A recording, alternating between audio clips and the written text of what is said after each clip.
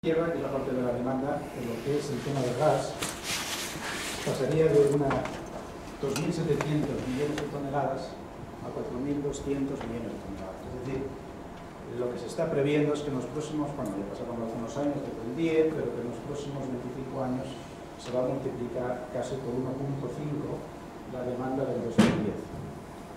Y lo que es muy interesante, si se ve en la parte de la derecha, es que la contribución del gas al mix energético va a subir, y va a subir a costa de, como veis ahí, del carbón y del petróleo. Es decir, que yo creo que es una de las cuestiones, la gran demanda de crecimiento energético pasa por el gas, y pasa por el gas no convencional. Esto es un poco el primer mensaje que quería trasladar. Otra de las cuestiones que es interesante y que, bueno, ¿y este gas no convencional dónde está? ¿Cuáles son las fuentes principales de este gas?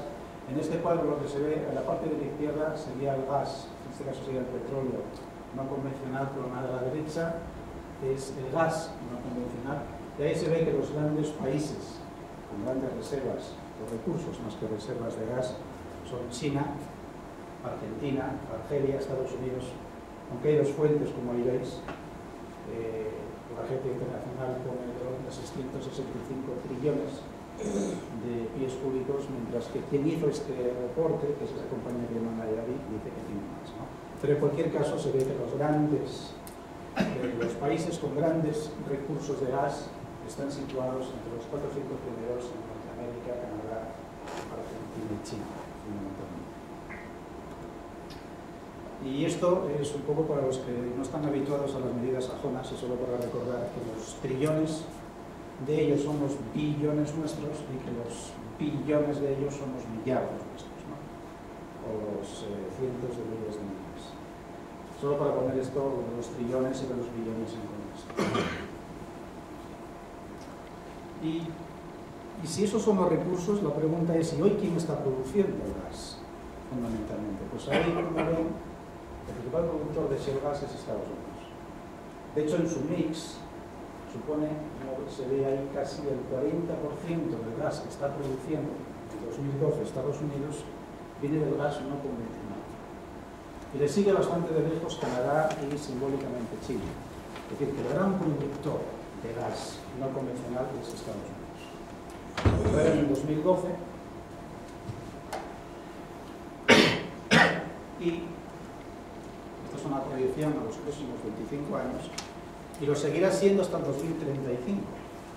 Aquí lo que se ve es una proyección donde los Estados Unidos, como se ve ahí en amarillo, seguirá siendo el gran productor de gas no convencional, aunque aquellos países con grandes recursos como China, como Canadá, empezarán a materializar esos recursos en forma de producción de gas. Pero aún y así, China y Canadá están muy lejos de lo que sería Estados Unidos en el 2030. Bueno, curiosamente Argentina, con grandes reservas de gas, parece que no tiene mucha confianza de que sean capaces de materializar, porque está ahí en la cola. Pero esto lo que no quiere decir, y es un poco lo que pongo aquí, es que Estados Unidos marcará el paso de producción de gas en el mundo de los yacimientos no convencionales. Y esta es una foto de cómo produce el gas Estados Unidos. También es una proyección, una serie histórica que empieza en 1990 y acaba en 2035, y donde se ve en la parte superior, en oscuro, en negro, en el original, la contribución del gas no convencional. Y como se ve y se aprecia, esa gran producción de Estados Unidos que va a liderar la producción de gas en el mundo no convencional, viene justamente de lo que acabo de decir, de los yacimientos de shale gas, a costa del resto de los convencionales, que serían el convencional asociado de tierra, el de mar y el asociado a la producción de petróleo, que declinará, como es natural, y el shale gas no solamente va a compensar el declino, sino que va a aumentar la producción de gas de Estados Unidos. Y esto es impresionante, porque pasado a números, lo que estaba puesto en el gráfico anterior, quiere decir que Estados Unidos, que hacia el 2000, poco después del 2000, digamos el nuevo milenio, apenas producía gas de los yacimientos no convencionales, se va a convertir en el primer productor, de hecho es el primer productor de gas de no convencionales. Y si me permitís, y vuelvo al anterior, si es que se ve. Fijaros aquí en el 2005, que su contribución es prácticamente simbólica, y en el 2010, solo en 5 años, llegan al 23%. Es decir, aumentan en más de 20 veces la producción de gas en solo 5 años. Y eso se dice fácil, pero es complicadísimo de conseguir, muy complicado de conseguir. Y la pregunta es cómo un país como Estados Unidos se ve capaz de hacer en 5 años lo que nadie ha hecho en decenas de años, aumentar en ese ritmo la producción de gas y además de yacimientos no convencionales, que por su nombre indica, significa que son yacimientos a los que uno no está acostumbrado, porque no es el yacimiento tradicional. Tiene un montón de complejidades técnicas que les son inherentes y por eso lo llaman no convencionales. Pero esto es un dato impresionante. Así que la gran pregunta es cómo lo ha hecho. Pero antes de entrar un poco en cómo ha conseguido hacerlo, y sabiendo esto, a ver si somos capaces de hacer algo parecido en España, que será la última parte de la presentación, creo que lo que es muy importante es saber cuál es el impacto económico de esta gran producción de gas no convencional de Estados Unidos. Es lo que quiero intentar pasaros en las próximas slides. Bueno, esto es una serie histórica de precios del gas, donde por colores se ve desde Japón hasta Estados Unidos, pasando por Alemania, Europa, el de puntitos claritos es Estados Unidos. Ved que sí ha habido una crisis, todos sabemos la crisis del 2008, la crisis económica, bajó muchísimo la actividad y por tanto bajó muchísimo el precio del gas, pero a partir del 2009 se recuperan los precios, pero no en Estados Unidos. En Estados Unidos los precios no se recuperan y si miráis el año coincide con la entrada en producción del gas no convencional. Es decir que el gas no convencional ha mantenido los precios del gas en Estados Unidos planos. Bajaron y nunca más subieron, al contrario que en Europa y en Japón.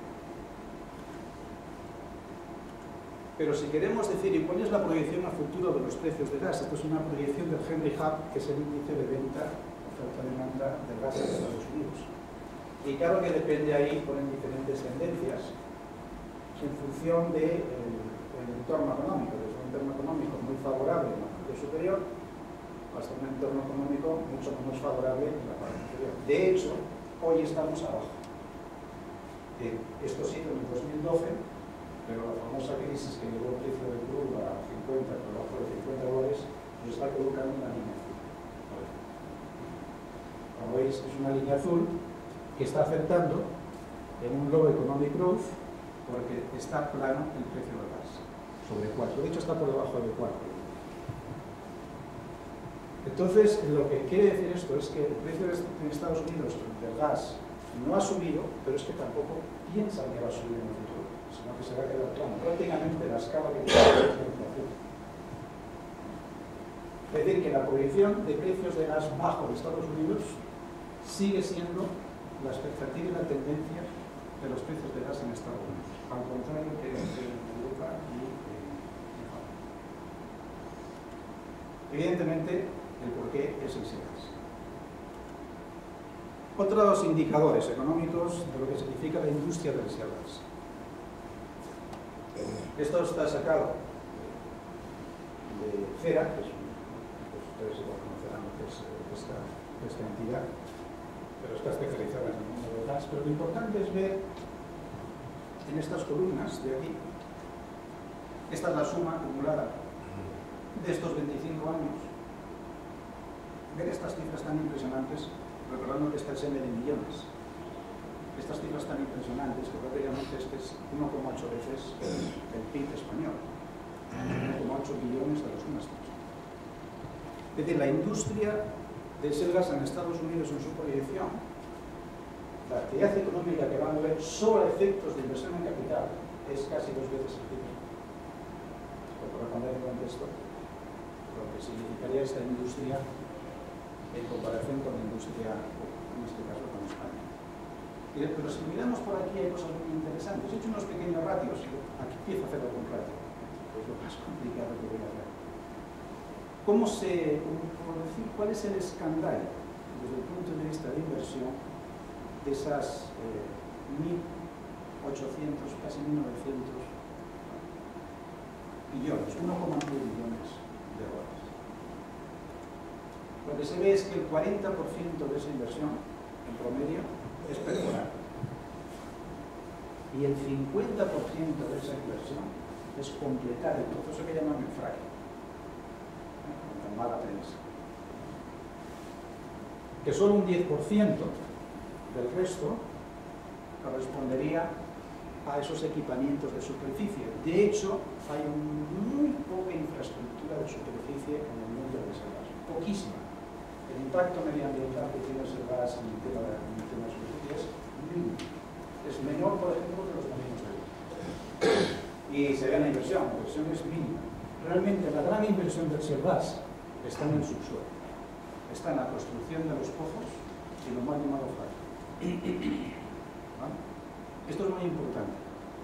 Entender que el 90% de esta industria se basa en el costo de los pozos, en perforarlos y en completarlos. Esto, que sería un 15% adicional, es las líneas de transporte de superficie. Gasoductos, hubs gasísticos, almacenamientos de gas, etc. Toda la parte logística de superficie de gas que tiene su importancia, que en Estados Unidos hubo que construir este proceso, no existirá, como un 15% de inversión de capital agrícola. Pero que veremos que en España es una de las ventajas que hay. Eso lo veremos. Pero bueno, quedarse con la cifra de que un 15%, bueno, no es muy grande la cantidad, pero tampoco es despreciable, de inversión adicional a pozo serían infraestructuras logísticas de gas en superficie.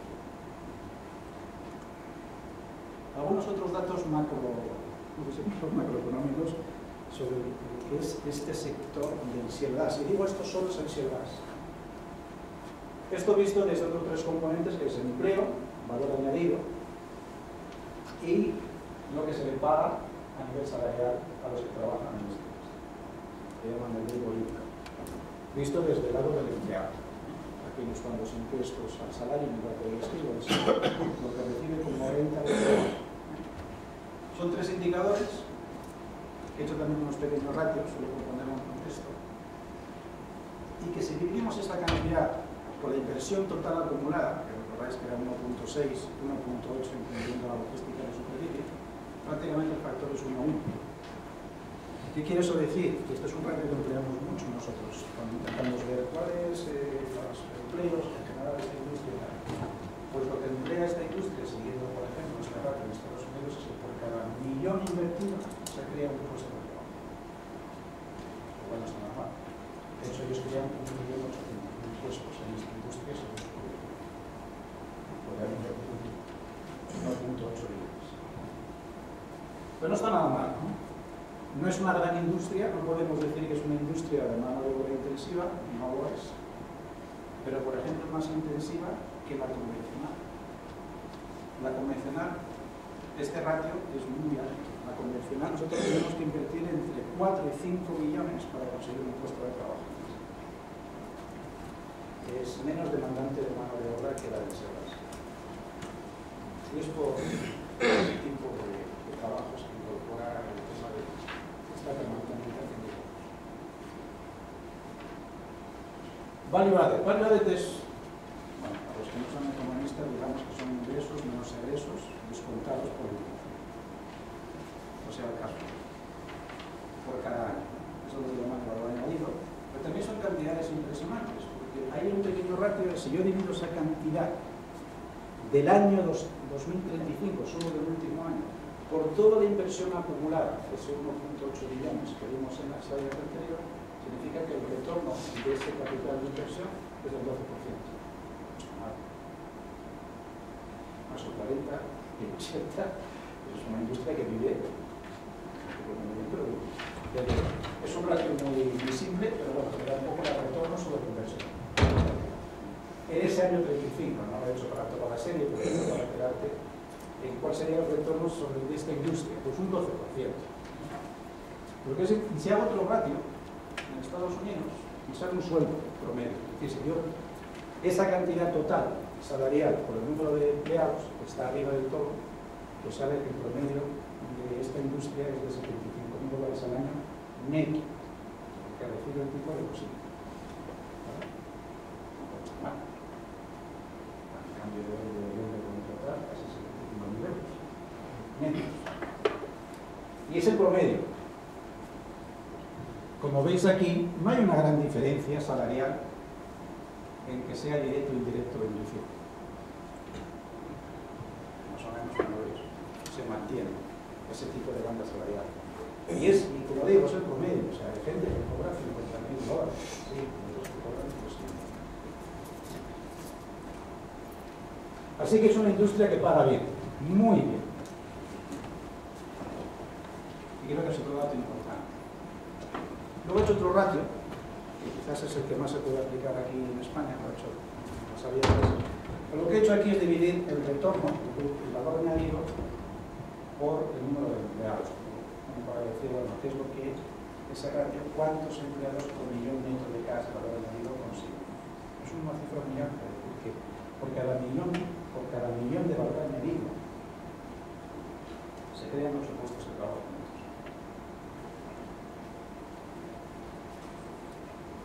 Tampoco está mal. No está nada.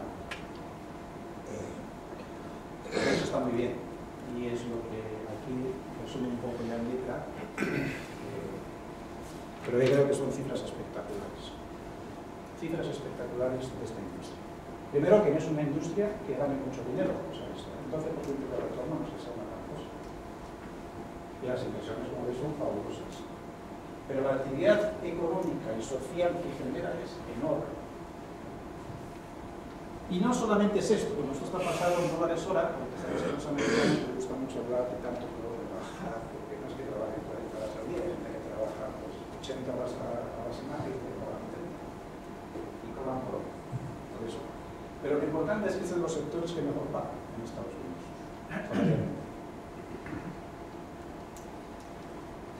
De todas las industrias en Estados Unidos. Pero tiene un efecto inducido que no es de esa industria, es de las industrias que viven del gas más barato. Y es un poco lo que, aparte de lo que se lleva a la tienda estadounidense, ¿no?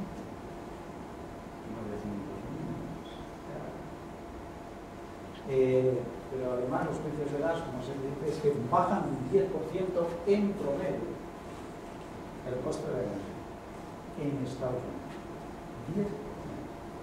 Esto Soria, no sé si lo sabe, pero debería tenerlo en cuenta. Y luego hay otra cuestión importantísima, que ese ahorro de energía significa un aumento de la productividad de la nación, que es el promedio de Estados Unidos. Pero imaginaros todas las empresas en cuyo escandallo de costes, la energía es un factor importante, son unos ahorros espectaculares a nivel de competitividad. Pues Estados Unidos ha hecho mucho más competitivo. Porque tienen que tener energía más barata, porque el gas es lo que tiene Estados Unidos. De hecho, es autosuficiente. Así que los efectos que tiene sobre las industrias que viven de la energía es un efecto inducido de la industria de los gas. Bueno, entonces ahora vamos a intentar responder a cómo esta gente ha logrado hacer esto. A ver si soy capaz de explicarlo. Es fácil decirlo. Lo han hecho y intento sacar aquí un poco las claves de cómo han conseguido hacer esto en 5 años. Espectacular. Bueno, una de las cosas que han hecho, esto está en inglés, pero bueno, supongo que empiezo por el final. O sea, hacen las cosas mejor, sí. Pero esto de hacer las cosas mejor no es una voluntad. Esto es la consecuencia de aprender de cada error que han estado cometiendo. Un aprendizaje extremadamente rápido. Es un poco las curvas que están ahí, que no voy a entrar en ellas, pero se ve que esas crecen brutalmente, y los efectos que tienen sobre el IRR, en la figura de abajo, que es el interés interno de los proyectos, ¿no? La tasa interna de retorno de los proyectos. Es espectacular. ¿Por qué esta gente es capaz de hacer las cosas mejor? ¿Por qué esta gente ha aprendido los errores? Porque luego lo veremos. porque han sido capaces de ser repetitivos. Han creado un modelo de trabajo repetitivo.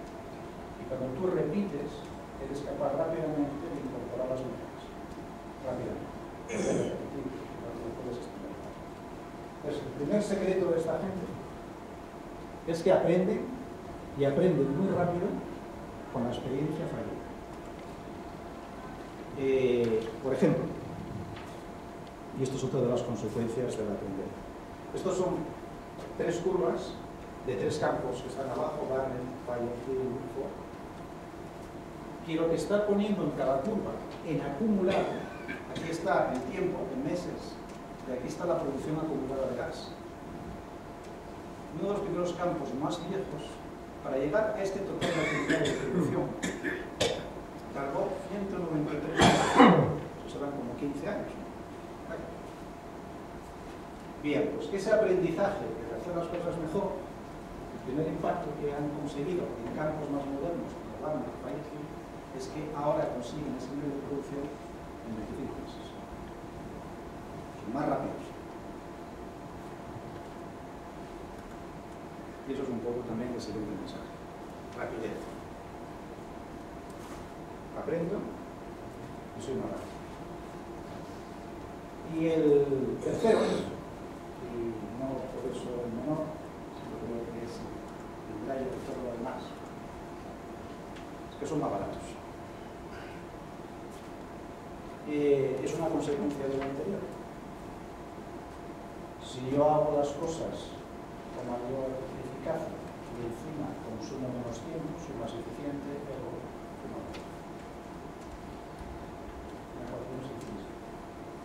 bueno, pues son más baratos, mucho más baratos.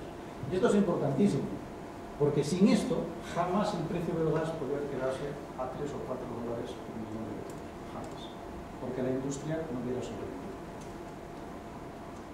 en Estados Unidos. Y esto simplemente indica como con un 10 o con un 20% simplemente de disminución de los costes, el impacto que se tiene sobre la tasa de retorno en función de diferentes precios. Pero se ve que si das una vertical para un precio determinado de gas, como el ETR sube espectacularmente, se sube por las curvas hacia arriba, que es por las mejoras.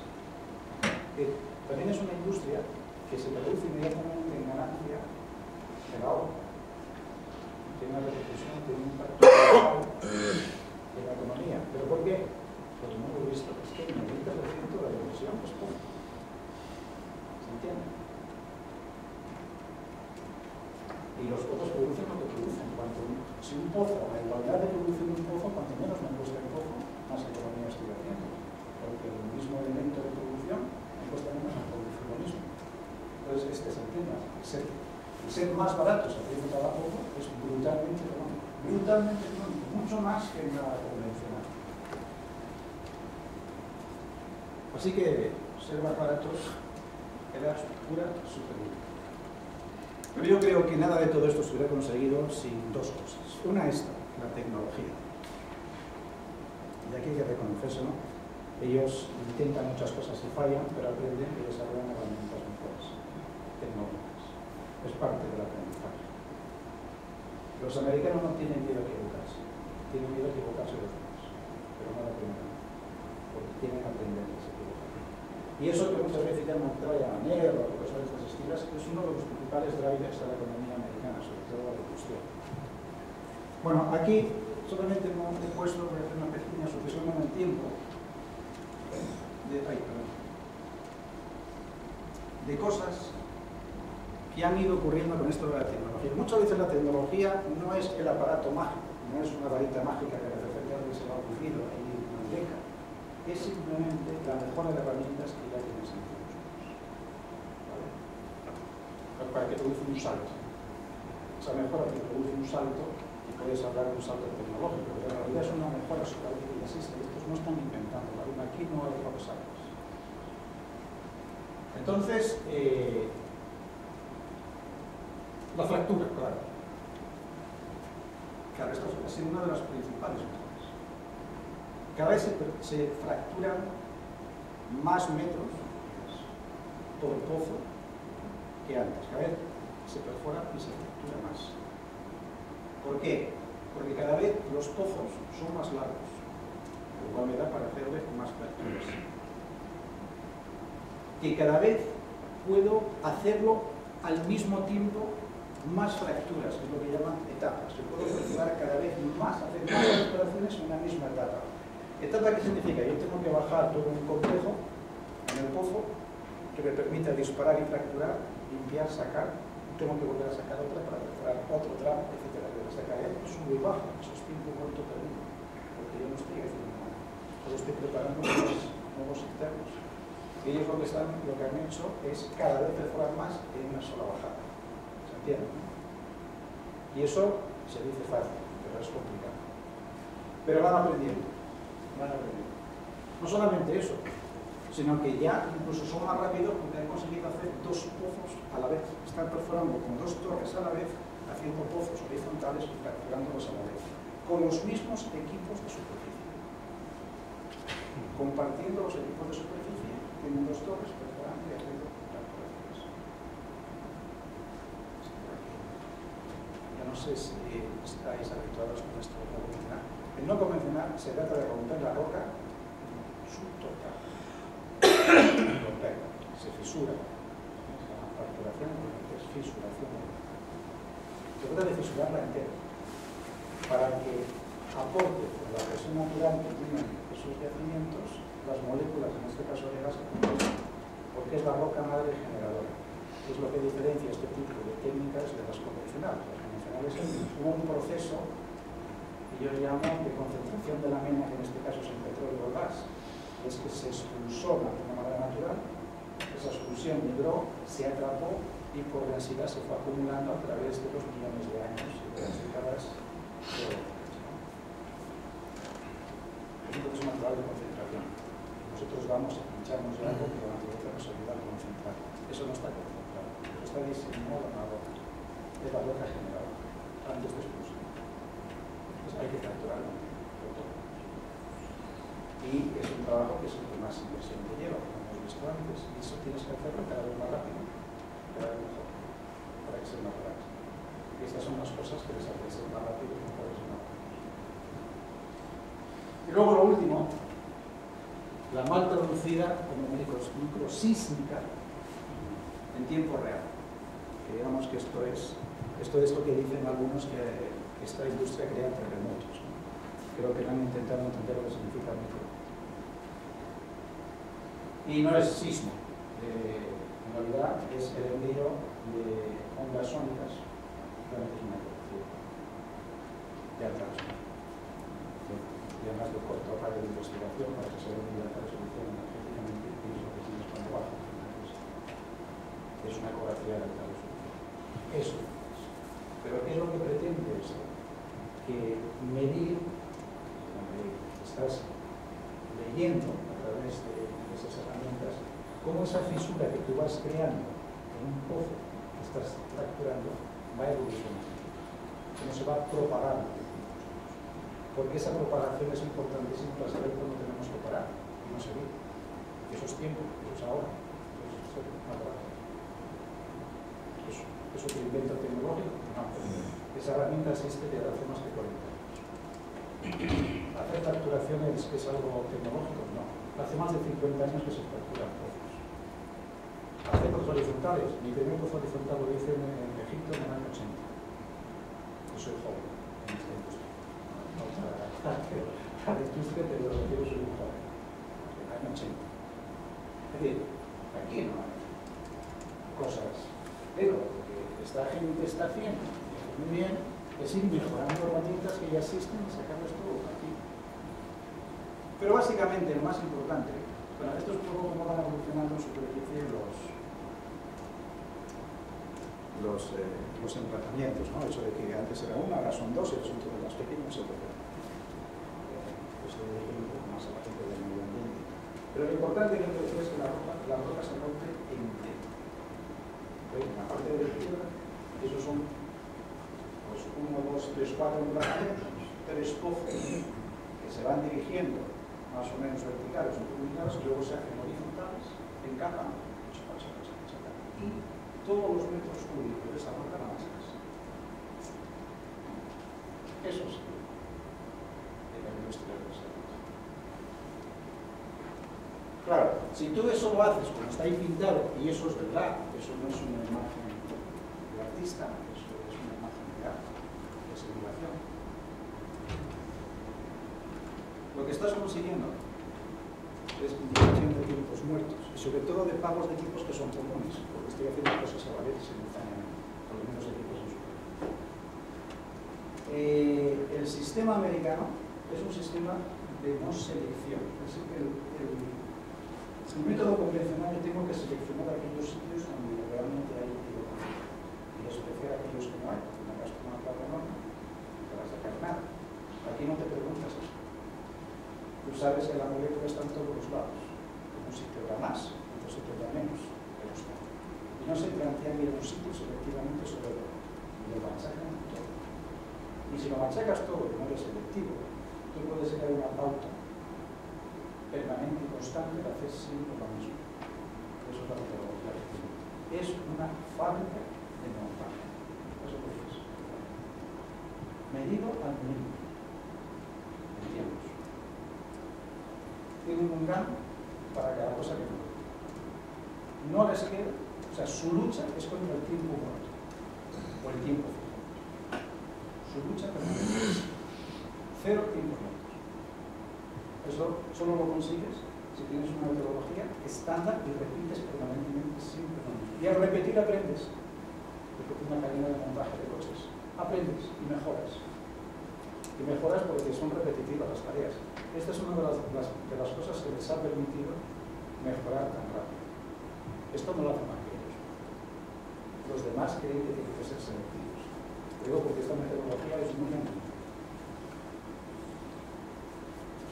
Bueno, pues esta sistematización es lo que les permite ser más baratos, ser más rápidos, en definitiva ser mejores. Pero hay algo que yo creo que hay que decir siempre, y eso es lo que tengo puesto ahí, posiblemente no sea muy correcto, políticamente correcto. Es que en Estados Unidos, ¿sabes cuáles son las reglas del juego?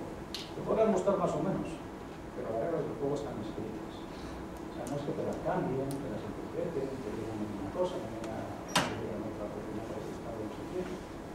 No. Está muy claro. Y está muy claro cómo se compensa a los superficiarios, a los propietarios de los terrenos. Está clarísimo. Claro que ellos tienen una dialéctica fabulosa, que lo que es mío y de aquí para abajo. Aquí sabéis que la propiedad es el 3D, o sea, es el X de arriba y el para abajo, todo para arriba y para abajo, todos los días. Es propietario de todo. Claro que por tanto también son propietarios de los recursos minerales que contengan su rancho.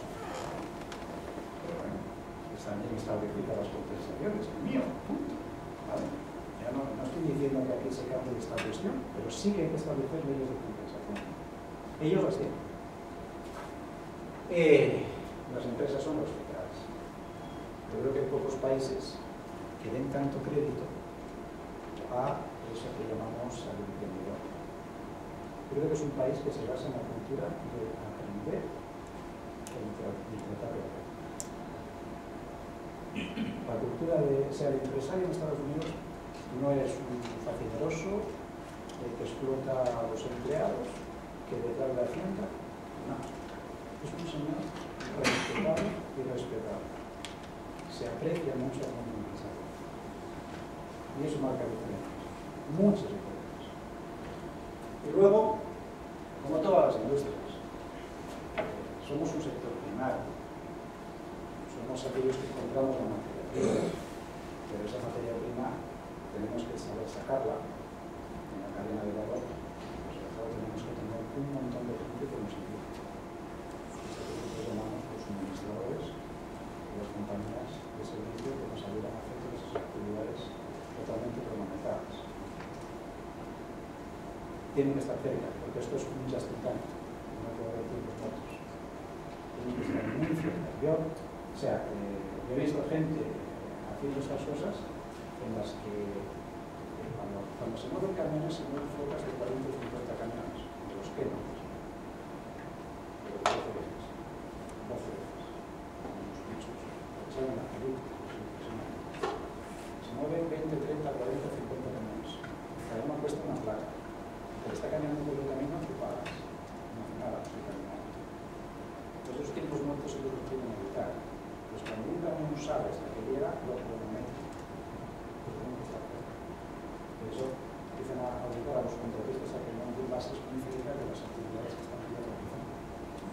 pero es que no aumentan. Tienen indicadores para hacer con los humanos a mucho tiempo que cada por ejemplo.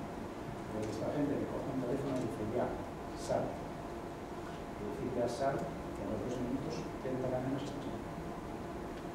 Es así como no funcionan así, imposible que estas cosas que están ahí. Entonces es muy importante esto. Esto es un tremendo facilitador. Si esto no existiera, esta industria no sobreviviría. Así que bueno, ¿y esto lo podemos hacer en España? Bueno. Primero hay que preguntarse, y esto es una de las cosas buenas, hemos hablado del 15% que famoso, ¿no? Lo bueno de España es que ese 15% ya está. Y tenemos a lo mejor de los segundos que tiene Europa. Yo creo que es muy impresionante. La mejor red de la selección. Bueno, esto es una foto de todo el tema de la gente de Naras, que se dedican a estas cosas, pero para que veáis la red de transporte y logística que tiene este país. O sea, el 15% ya está hecho, lo cual no deja de ser una ventaja. Precios. Bueno, ya hemos visto cómo estaban flat los precios en Estados Unidos y la tendencia es que se vieran flat. De hecho, ahora, como digo, está más abajo de 4, no de 3. Y en Europa está indexado al renta. Ahí tenéis 2 curvas, donde si sube el barril de petróleo, sube el precio del gas, si baja el barril de petróleo, baja el precio del gas. Nosotros nos preguntamos, ¿qué demonios tiene que ver el petróleo con el gas? Nada. Nada. Pero está indexado. Cualquiera que quiera hacer un contrato de compra de gas, incluso nosotros, le daremos una referencia contra el renta. El date, o sea, que te paga a 30, 60 y 90 para que no pagues el stock. Funciona así. En Estados Unidos está hablando. Y esto es una proyección a futuro del precio del Brent y el precio del gas. Y está así indexado. O sea, aquí los grandes pensadores, estos magos de la bola de cristal que ven el futuro, dicen, no, esto va a ser indexado durante varias décadas más. ¿Y esto es bueno? No lo sé. Si es bueno o malo. Era muy bueno el año pasado. Ahora es malo. Está muy bajo el precio del crudo. Y es así. Pero el precio del crudo subía.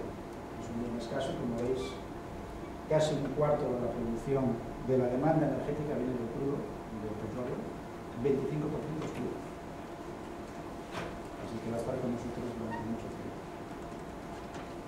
Pero bueno, hay que tener en cuenta que siempre van a ser mejores los precios que en Estados Unidos. Y esto es una ventaja.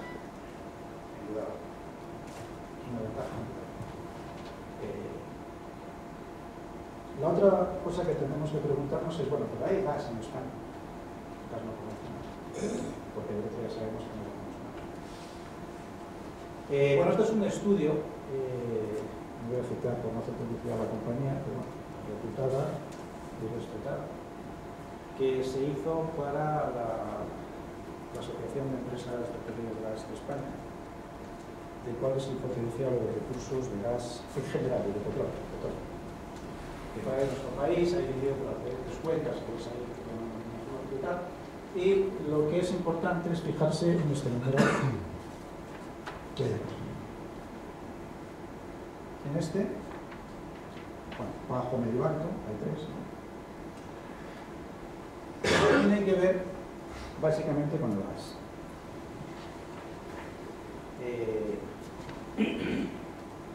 Y con el gas no convencional. Es decir que estos son metros cúbicos. Pasado a pies cúbicos, pues el factor de multiplicación pues, hace esto más interesante y compararlo con los números que voy a hacer, los trillones, aquellos famosos, aquellos trillones de pies cúbicos, 1000 y pico tenía Estados Unidos, trillones, ¿cuál es aquella cifra? China también va con los 1000 y pico. Bueno, sí, vale. Son 1000, ¿no? Son muchos. Son muchos. No vamos al alto, me parece una... Bueno, sí, todo es posible en esta vida, pero me parece muy optimista esta cantidad. Generalmente estaremos entre esta y esta. No está mal. No está mal. Pero no está mal. ¿Qué significa en términos de nuestro contexto de país deficitario energético? Aquí he puesto algunos numeritos y abajo una curva de producción, como para comparar. O sea, si esos 70 millones los lleváramos a gas, fijémonos en esta línea de aquí, sabiendo que las unidades que tenemos aquí son de billones de metros cúbicos. En España, hoy tenemos esta realidad. Petróleo, que es penosa, pero el gas es ridículo. Si comparamos con las necesidades que tiene este país de gas. Es decir, que nosotros importamos, esto tiene 2 años, pero más o menos está igual. Necesitamos 36.000 millones y producimos 30, o sea, 1.000 veces menos. Pero si fuera verdad ese recurso de gas, ese gas, esa posible explotación, según este estudio de estos señores, entre 2000, vamos a decir, gas no convencional, 2030 a 2050, estamos produciendo aquí ya más de 36. Es decir, que durante al menos 2 décadas, vamos a ver, 35 al 50, 15 años, no, más de 2 décadas, no tenemos gas de nada.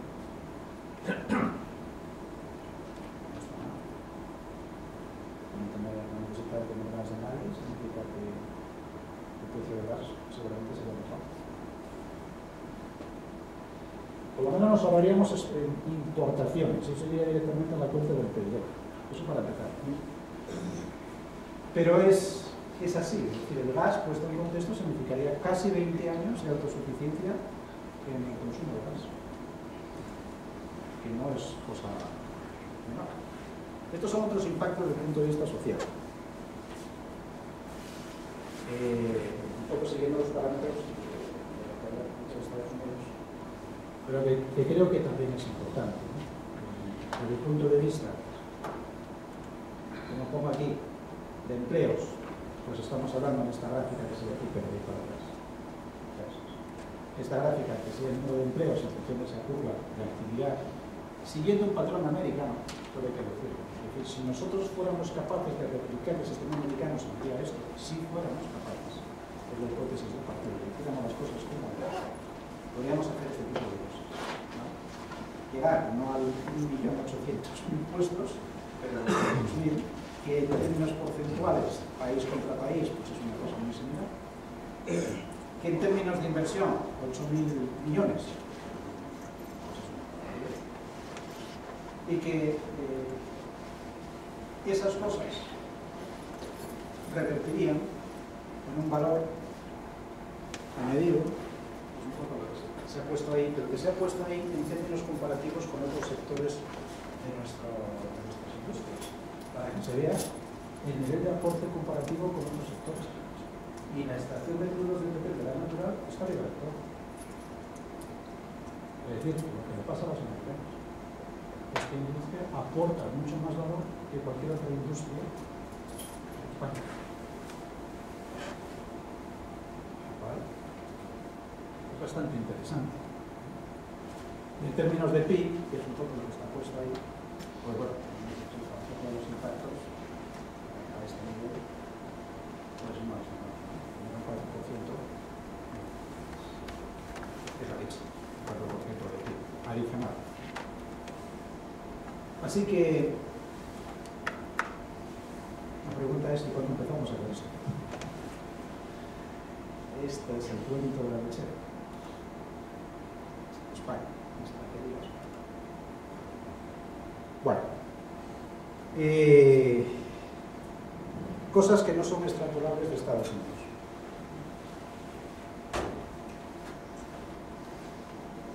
La tecnología. La tecnología la podemos pagar a través de las compañías americanas que contratemos, pero un sobrecoste. Aunque realmente aquí no hay nada porque no tiene por qué. Y ahí hay un factor de más o menos lo que podríamos estimar en sobrecoste sobre el coste de estos servicios en Estados Unidos, solo por el hecho de que estás pagando un contrato que no está en Estados Unidos. Logísticos. Claro, es que aquí no hay nada. Esos polos industriales que tienen al ladito esas cuencas de selvas no existen. Hay que crearlas. Si no se crean, no sabemos. Mover un camión desde Estados Unidos por barcos no ocurre. O sea, no estamos a 12 por lo que digo. No, es que en 10 minutos está aquí el camión, es que en 6 meses. Y cada día que pasa estás pagando por el Impensable. Entonces, sí o sí, esta industria pasa por la creación, al menos en Europa, de un cierto polo industrial de suministradores. Y eso quiere decir que alguien tiene que ser el primero en hacer esto, porque no van a tener gratis. Con contratos. Pues alguien en Europa tiene que dar el primer paso para que se animen las compañías de servicios y administradores americanos empiecen a decir que aquí en Europa que traigan todos los alimentos, incluso habrá algún tipo de falta. Si no, eso no ocurre. Entonces, tiene que darse eso, ¿no? Porque los costes logísticos prácticamente envenenan todos los proyectos. Es el gas desde el punto de vista económico. Y luego, lamentablemente, debido a que para ser más caros los pozos, recordar que el 90% de la inversión es en los pozos, tienen que producir más gas. No podemos ser no selectivos como otros. Vamos a tener que exigir a los pozos mayor selectividad haciendo que ellas tengan máquinas. Ellos, como decía, lo fractura todo. Nosotros no nos podemos permitir fracturar todo, tenemos que ser selectivos. Y eso, lo bueno, es el precio del gas. Es la única cosa para hablar. Que el precio del gas sea 2 o 3 veces el precio del gas americano permite que yo sea 2 o 3 veces más caro que ellos. Bueno, me da cierta holgura para absorber estos sobrecostes de comienzo, ¿no?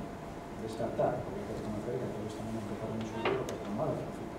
Es una industria desarrollada, pero los comienzos no fueron sencillos. Entonces, bueno, esto es un poco algunas de las claves. Y aquí vamos a hacer economía, pero a través de datos. Solo por centrar un poco el tema de la importancia que tiene el tema este del coste y de la producción.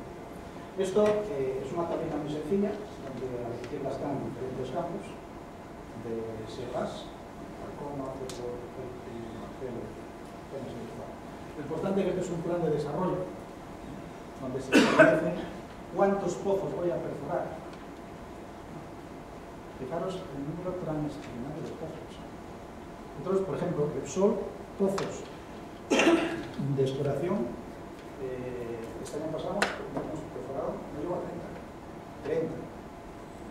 Estamos hablando de miles de pozos por campo. Esto en tiempos de interés. Esto es por eso es una mano de obra más intensiva, porque hay muchísimos pozos que hacer. Visteis aquella imagen de pozos, fracturar pozos, o sea, es brutal el tipo de pozos. Pero bueno, esto vale para los efectos de ver cuánto gas pretende recuperar por campo y cuánto cuesta perforar los pozos en total. Entonces lo que he hecho es sacar ratios muy sencillitos, dividiendo uno por el otro, ¿no? Entonces, si por ejemplo yo divido todo el coste de perforación por el número de pozos, me sale cuánto me cuesta cada pozo, en promedio, 5 por 5, ¿no? Y es un poco lo que he puesto por aquí, ¿no? Coste por pozo, si yo divido todo lo que va a producir el campo por el número de pozos, dice cuánto me produce cada pozo, ¿no? ¿Qué es esto que está aquí? ¿Vale? Y esta otra es si divido el uno por el otro. Entonces, es curioso, una tablita muy sencilla por campo, pero se ven algunas cosas muy sencillas. Como digo, esta es la división de números. Fijaros que el peor coste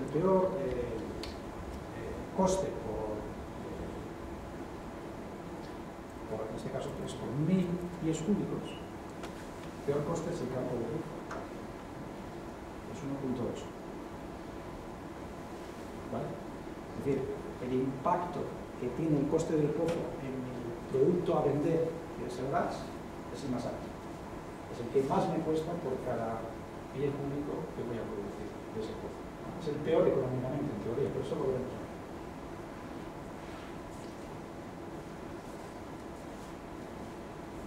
Y el campo con peor coste del pozo, o sea, aquel que más me cuesta el pozo, es Johannesburg. Cuesta 8 millones en promedio el pozo. ¿Vale? Ahora, lo que es curioso es que, si os fijáis en estos ratios, un campo como Barnet, que es muy barato en términos de coste de pozo, debido a que produce poco por pozo, este ratio es prácticamente el mismo, ¿sabéis, no? Realmente, por eso he puesto ese ratio ahí, y luego ya veremos el impacto económico de ese ratio. Lo que quiere decir es que si mi pozo me cuesta caro, tengo que producir más gas por pozo. Obligadamente. Lo cual parece una cosa trivial, pero es así, porque tiene que pagar el gas que yo produzca ese pozo, tiene que pagar el coste del pozo. El coste del pozo es un 90% del coste del gas. Pues si no paga eso, no sale nada. Eso es lo que está diciendo esto. Es decir, los campos que hoy están en producción y son económicos en Estados Unidos tienen este ratio. Y ese es el ratio de referencia para España. ¿Me explico? O sea, si yo quiero extrapolar la economía, por ejemplo, esta actividad en España, tengo que conseguir ese tipo de ratio de coste contra el pie cúbico. ¿Qué tengo que conseguir? Al precio del gas que yo esté, ¿vale? Como digo, a nosotros nos permitiría estar al doble quizás de estos ratios porque es el doble precio del gas. Pero lo importante es esto, que hay que conseguir al precio del gas de ellos este tipo de ratios, aproximadamente 1. ¿Y cuál es la economía de esto? Esto es lo mismo, porque aquí están los diferentes costes también, pero puestos ahora en términos de qué? De la tasa interna de retorno del proyecto para diferentes precios de gas. Entonces, fijaros en Woodford y fijaros en Johannesburg, que son los dos extremos que había puesto en la tabla anterior. Entonces, si os fijáis en Woodford, la tasa de retorno que tiene hoy es break-even a 5. Está menos de 4. Este campo hoy pierde de 1. Ahora fijaros, un pequeño aumento del precio del gas, ¿cómo le lleva inmediatamente? Que es una forma que ya se veía, ¿no? Porque es tan intensivo en capital que en el momento que yo produzco gas y el gas me sube de precio, la economía me mejora una barbaridad. Entonces, hay simplemente que pase el precio del gas de 5 a 9, hoy está por aquí en España sobre 9, lo que permitiría subir de un break-even al 16% de rentabilidad. Claro que si ya voy con un campo como Johannesburg, y ahora vamos un poco a los ratios para que lo veáis, ¿no? Como Johannesburg, eso mismo, que es casi break-even, pues fijaros que AE9 es 69% de rentabilidad. Os voy a volver atrás. Woodford, Johannesburg. Woodford es el peor, los acordáis. Y Johannesburg es uno de tantos. Es decir, que yo, con el precio del gas a 9, puedo ser tan malo como Woodford en este ratio. Que yo podría llegar a 2 en este ratio, me salen los números en España. Hay un perdido, porque es todo el interés que tiene en esta tabla, es decir, si yo llego a 2 en España me sale con números. Pero no sé si se ve, ¿eh? Solo por explicar estos pequeños ratios. Vale, pues nos quedamos con ese 2.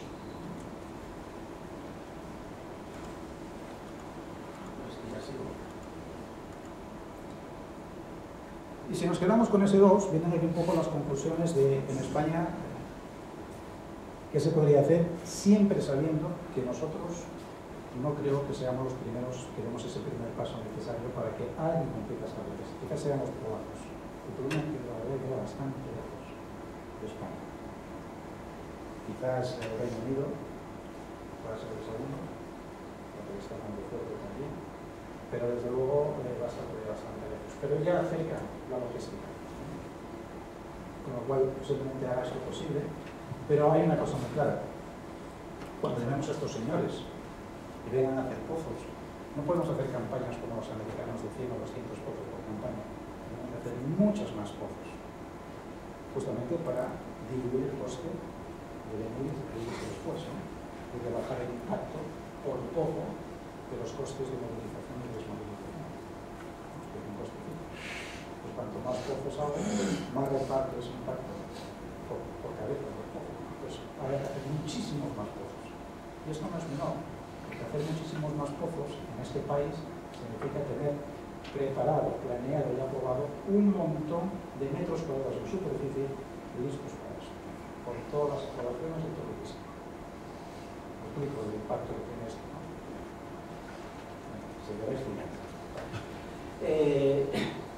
Contratos a largo plazo, claro. O sea, yo no voy a llamar a esto, bueno, a ver 600 me vienes y chao. No, tengo que garantizarles una presencia durante muchos años para que sus tarifas garantizarles todo. Justamente para que ellos también puedan diluir sus costes de primera instalación, moverse aquí. Ser más selectivo. Hay que conseguir el 2 para la generación del 2. Hay que conseguir el 2. Para eso hay que ser más selectivo, porque ellos no lo consiguen, están es que era 1. No consiguen más. Pues el 2 solamente lo podemos conseguir si no se ve. Y sí es verdad que gracias, este 2 puede ser gracias a que el precio de gas es alto, pero por ejemplo aquella no es tan alto. Hoy la caída de los precios del crudo pues hace una alegría brutal. Tiene que estar un poco animado con esos precios del gas, el precio del crudo no se nada. No se nada.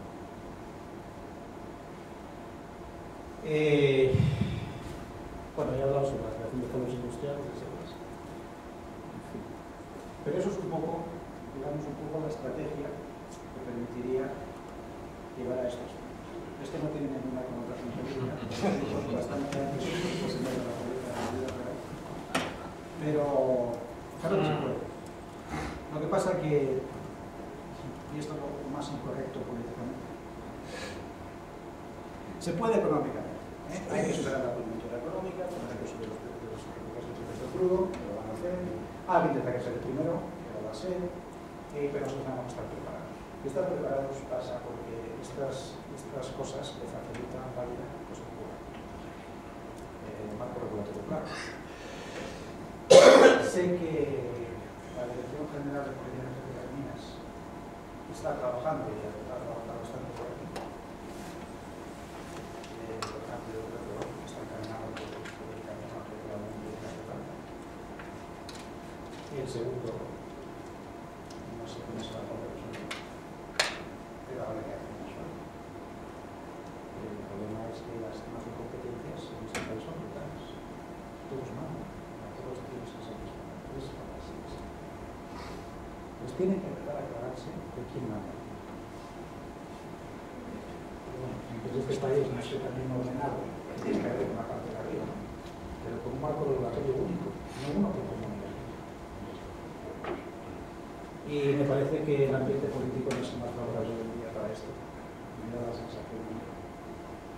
Y luego, que aunque sé que está trabajando también en la Dirección General sobre el punto 3, la verdad que eso no sé si hoy sí se ha generado, por ejemplo, todos sabemos, para mucho tiempo, si compensaciones, para sé que ellos están trabajando en la posibilidad, incluso esta ya ha salido una ley, de hecho, de los desarrollos de la ley de minas, el hecho de pagar un royalty, que es un tanto por ciento sobre la producción. ¿Cuándo estás en cuestión? Bien, está caminando, pero están caminando. Ahora, están caminando. Pero hay una cosa, esto es después, esto es cuando ya produces y tienes gas, entonces te repartes la tarta. Pero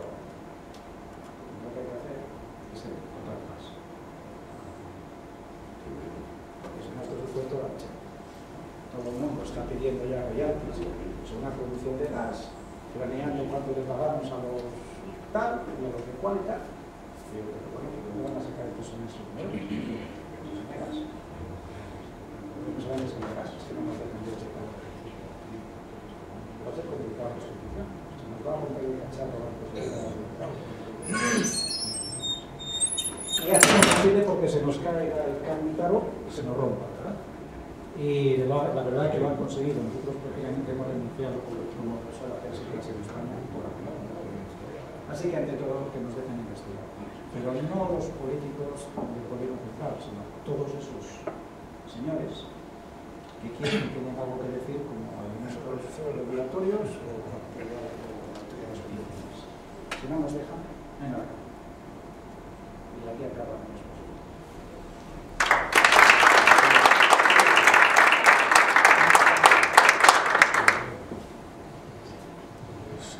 ¿Alguna pregunta?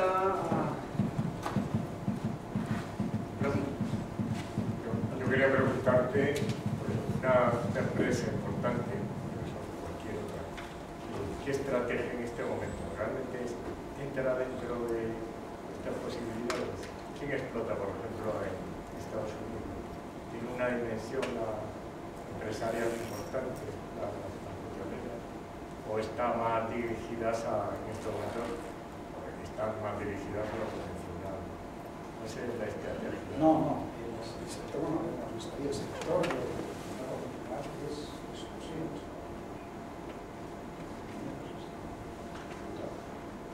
Por eso,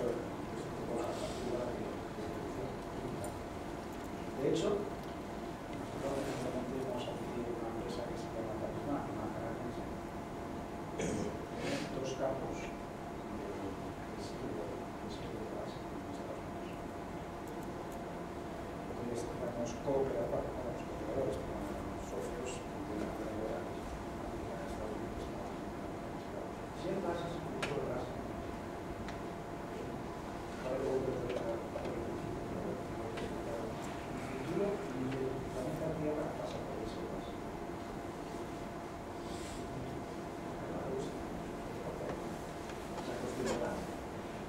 es que si no lo producimos nosotros, lo producimos nosotros. La gran ventaja del shale gas es que, a diferencia del convencional, está casi en todos los lados. Yo creo que eso es muy interesante desde el punto de vista geopolítico, geoestratégico, como se lo quiera llamar. Pero es tremendamente interesante esto. Bueno, vamos a tirar el shale gas, ¿no? Esos países no tienen petróleo. China. Argelia tiene algo de gas. Argentina tiene algo de gas desde hace unos 25 años. Rusia tiene algo de gas. Claro. Está en todos lados. Aquí no está bien tener. Bien. El tema del gas es que está en todos lados. Acabaron los cárteles. Esa es una de las primeras implicaciones geoestratégicas que hay. Y muchos productores convencionales, como estos de aquí, no les interesa que gente como esta tenga las cosas. Como vosotros, en Europa, porque viven de buenas saber de grandes consulares.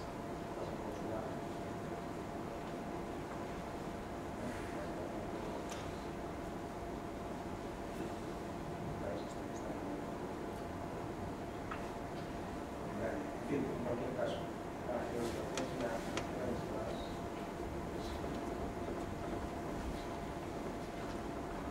Muchos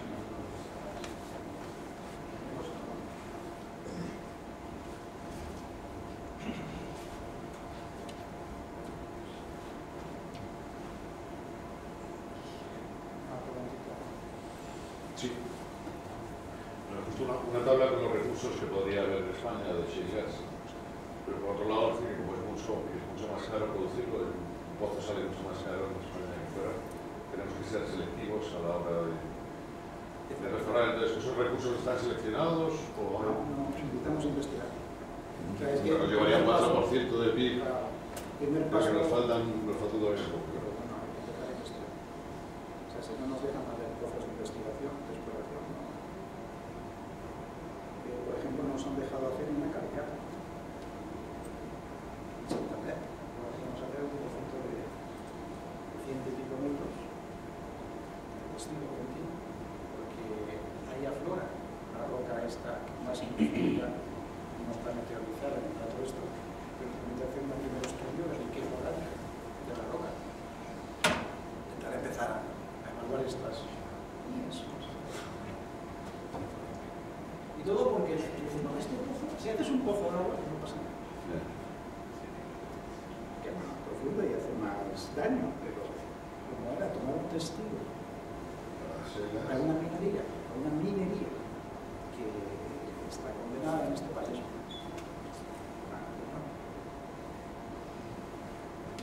Dice que a la leche hay que matarla en la tabla de huevo. La ataca antes de empezar, en ese caso. En fin, eso es lo que hay. Yo vivo en Burgos, ¿no? Y mi ámbito, viajo mucho Cantabria, País Vasco y tal, y la verdad es que es increíble la de coches, que tiene la pegatina de fracking, balcones, de casas particulares, de ayuntamientos, etc. Entonces, claro, yo viendo ese panorama, no sé si habéis hecho algún estudio, pero real, ¿no?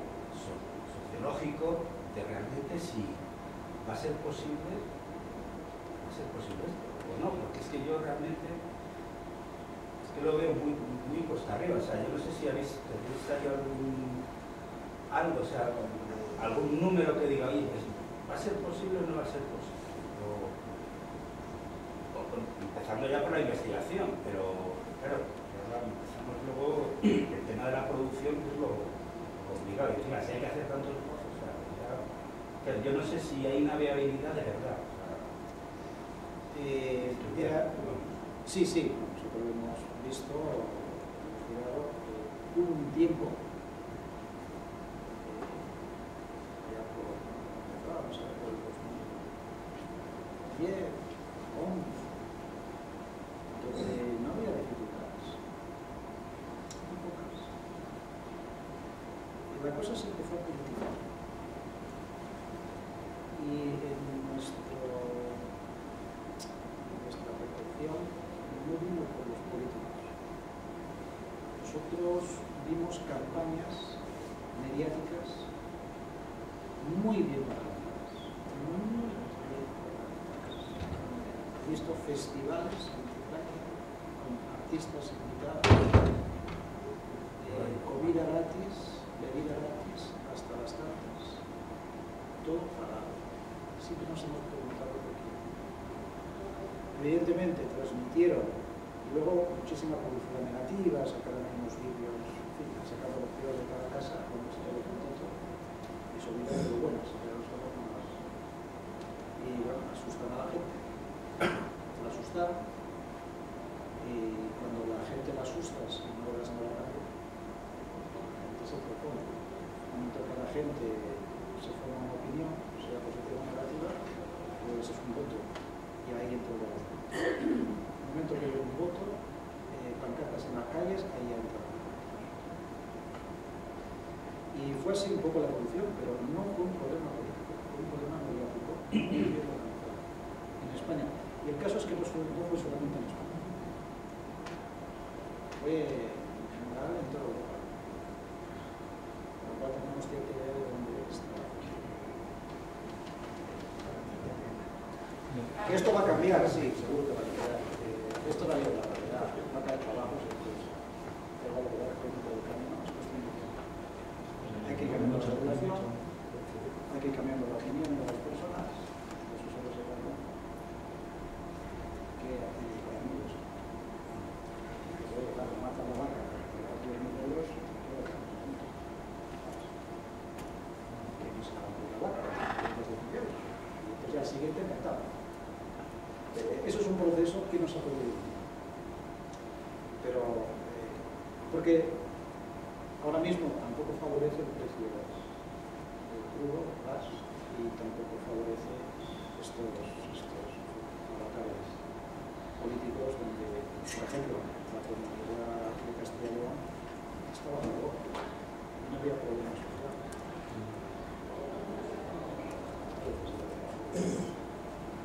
Porque no están claras. Y es que al bien de gas tampoco se respeta.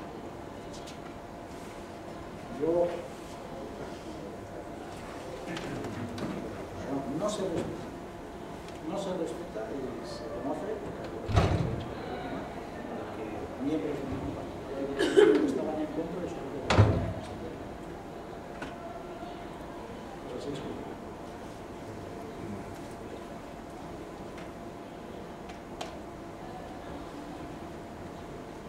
Bueno, pues si no hay más preguntas, dar las gracias a Francisco Javier por su excelente ponencia, a los asistentes por haber venido hoy y emplazarles para el próximo jueves para continuar con las jornadas. Y en principio, por lo dicho, muchas gracias y nos vemos el jueves.